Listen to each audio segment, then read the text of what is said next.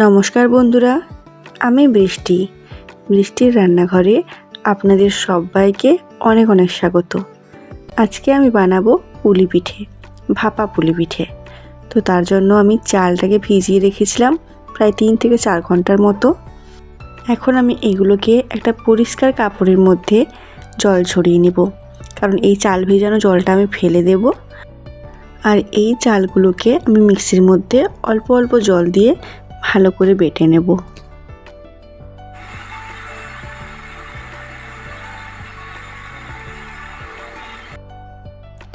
এই যে দেখুন, এখানে আমার চালটা বাটা হয়ে গেছে। আর চাল বাটাটা ঠিক এইরকম ঠিকই হয়েছে। তো এর মধ্যে আমি জল মেশাবো, আর জল মিশিয়ে এটাকে গ্যাসের মধ্যে বসিয়ে জাল দিয়ে এটাকে আমি একটা শক্ত ডো করে নেব। তো বেশি শক্তও করব না, যেরকম লুচি বা রুটির ডো হয় ঠিক ওই রকমই ডো করব। তো এই যে দেখুন, এখানে আমার চালের বাটাটা এরকম শক্ত হয়ে গেছে, আপনাদেরকে দেখাচ্ছি। আর এই যে এটা খুব সুন্দরভাবে চিটও হয়ে গেছে। পুরনো চাল হলেও কোনো অসুবিধা নেই যদি এরকমভাবে বেটে করেন। তবে যদি নতুন চাল হয় তাহলে কিন্তু চালের গুঁড়ো দিয়েও খুব সুন্দরভাবে পিঠে বানানো যায়। তো চালের ডোটা আমি ঢাকা দিয়ে ওইভাবে রেখে দিলাম।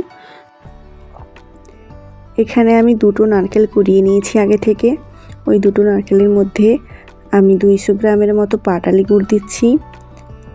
পাটালি গুড় দিলে কি হয়, এর মধ্যে আর আদাটা দিতে হয় না, কারণ পাটালি গুড়ের মধ্যে আদা মেশানো থাকে। আর এখানে নিয়ে নিচ্ছি আমি 300 গ্রামের মতো খেজুরের গুড়। এখানে আপনারা চাইলে শুধু খেজুরের গুড় বা শুধু পাটালি গুঁড়ও ব্যবহার করতে পারেন, সেটা আপনাদের মতো। আমার কাছে পাটালি গুড়টা বেশি অ্যাভেলেবেল ছিল না, ওই জন্য খেজুরের গুড় মিশিয়েছি। তো এটাকে তারপরে ভালোভাবে মিশিয়ে নেব। আপনারাও এরকম হাত দিয়ে চটকে চটকে নারকেলটাকে ভালোভাবে মেখে নেবেন, তাহলে না নারকেলটা খুব সুন্দরভাবে একটু নরম হয়ে যাবে। আর যখন কড়াইতে নারকেলটা পাকানো হবে গুড়ের সাথে, তখন গুড়টা পুড়ে যাওয়ার সম্ভাবনাও থাকবে না। তো যাই হোক, চলুন আমি এবার নারকেলটাকে ভালো করে পাকিয়ে নিই।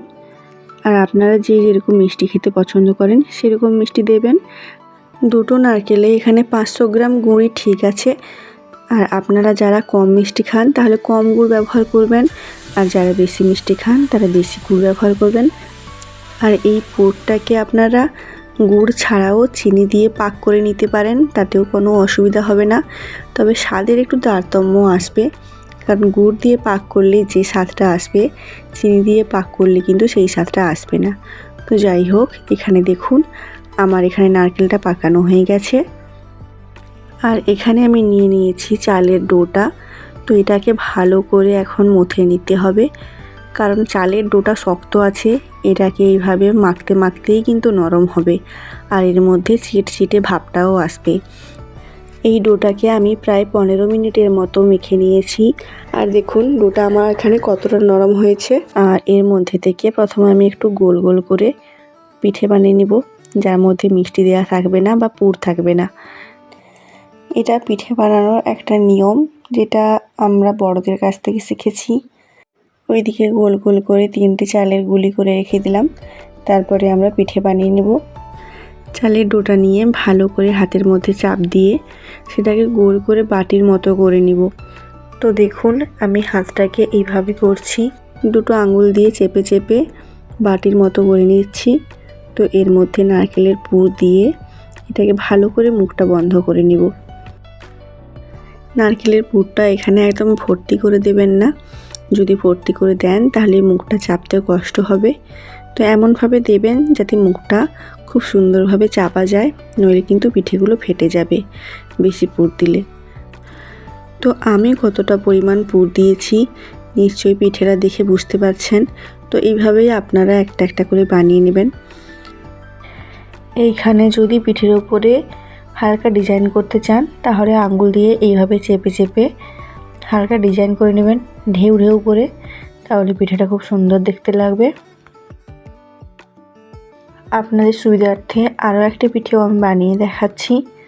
তো এইভাবে আমি সমস্ত পিঠাগুলি বানিয়ে নেব।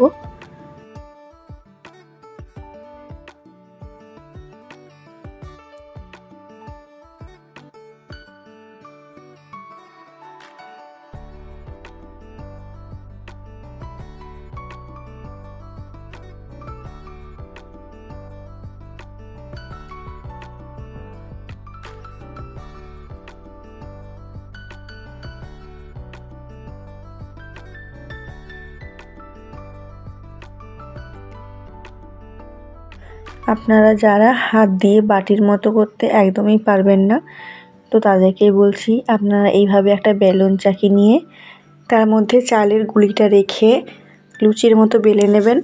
তারপর বেলে নেওয়া চালের গুঁড়িটাকে হাতে নিয়ে ওর মধ্যে পুর দিয়ে দুই দিক থেকে এইভাবে পিঠেটাকে মুড়ে নেবেন, যেভাবে আমি করছি। তো এই কাজটা করার সময় একদম হালকা হাতে করবেন, নইলে কিন্তু পিঠেগুলো ভেঙে যেতে পারে।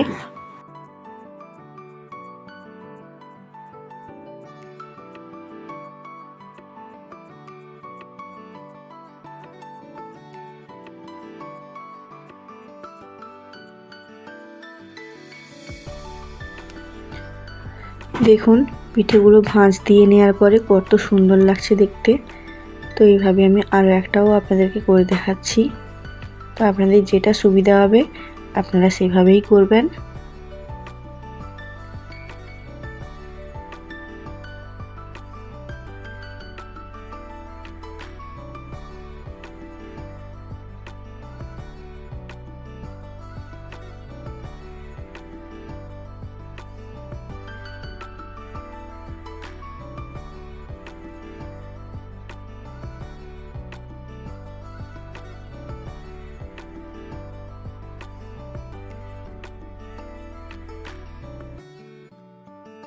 তো এই যে দেখুন আমার এখানে সবগুলো পিঠে বানানো হয়ে গেছে।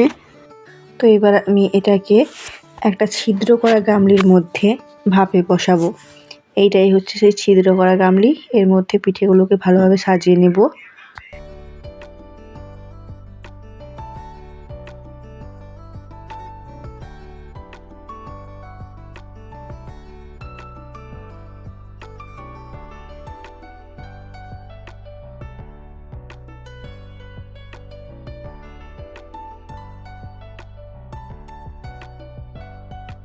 তো এখানে আমি সবগুলো পিঠা খুব সুন্দরভাবে সাজিয়ে নিয়েছি। তো এখানে আমি হাঁড়িতে আগে থেকেই গরম জল বসিয়েছিলাম। ওই গরম জলের মধ্যে পিঠেগুলো দিয়ে ঢাকা দিয়ে 30 মিনিটের মতো ওয়েট করলাম। 30 মিনিট পরে ঢাকা খুলে দেখলাম যে পিঠেগুলো আমার হয়ে গেছে। তো এবারে এগুলোকে নামিয়ে নেওয়ার পালা। ভীষণ গরম। তো আপনারা এইভাবে 2 হাত দিয়ে হালকাভাবে তুলবেন, নয়তো গরম ভাবটা একদম হাতের মধ্যে এসে লাগবে। এই যে দেখুন পিঠেটা আমি এখানে নামিয়ে নিয়েছি।